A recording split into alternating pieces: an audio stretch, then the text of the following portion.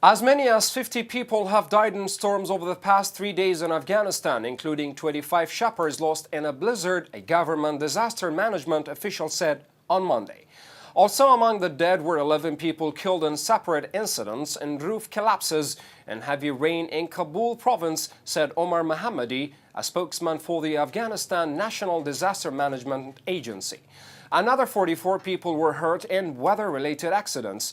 At least 239 people have been killed and 214 wounded during the past 2 months of heavy snow and rain in 22 provinces of Afghanistan, Mohammadi said. More than 520 houses were destroyed and about 420 damaged over the same period, he added.